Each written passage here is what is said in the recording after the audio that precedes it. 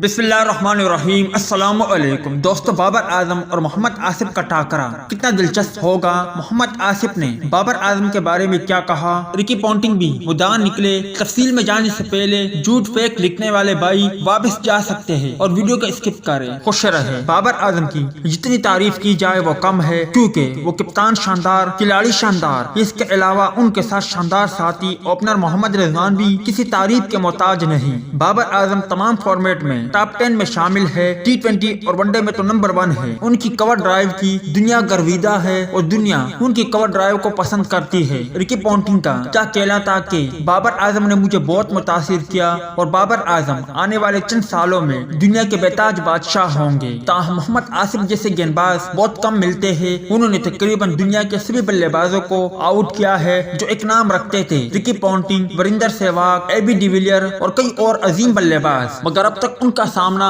وراٹ کوہلی اور بابر اعظم سے نہیں ہوا۔ مگر محمد آصف بابر اعظم کی بلے بازی اور وراٹ کوہلی کی بلے بازی دیکھتے ہیں، جن کا حال ہی میں محمد آصف نے تذکرہ بھی کیا۔ انہوں نے وراٹ کوہلی اور بابر اعظم کے بارے میں اپنے خیالات کا اظہار کیا۔ محمد آصف نے حالیہ انٹرویو میں بابر اعظم کو وراٹ کوہلی پر فوقیت دی اور نے بابر اعظم کی الگ انداز میں تعریف کی۔ ان کا کہنا تھا کہ وراٹ کوہلی اچھے بلے باز ہے، مگر اگر Virat Kohli out of form ہو گئے تو وہ کم بیک نہیں کر سکیں گے۔ مگر بابر اعظم وہ کھلاڑی ہے جو ہر حالات میں مشکل کنڈیشن میں بلے بازی کرتے ہیں اور کر سکتے ہیں۔ محمد آصف نے کہا کہ بابر اعظم سچن تندولکر کی طرح ہے اور آنے والے سال یقینی طور پر بابر اعظم کے ہوں گے۔ ان کے پاس کور ڈرائیو ہے، ان کی بیٹنگ سٹائل عمدہ ہے اور سب سے بڑھ کر بابر اعظم مضبوط اعصاب کے مالک ہے۔ آخر میں آپ دوستوں سے ایک سوال کہ اگر محمد آصف اور بابر اعظم کا ٹاکرا ہو جائے تو کس کھلاڑی کا پرلا باری رہے گا اور کون سا کھلاڑی اپنے مخالف کو حیران کرے گا؟ اس حوالے سے کمنٹ سیکشن آپ کے کمنٹس کا منتظر رہے گا۔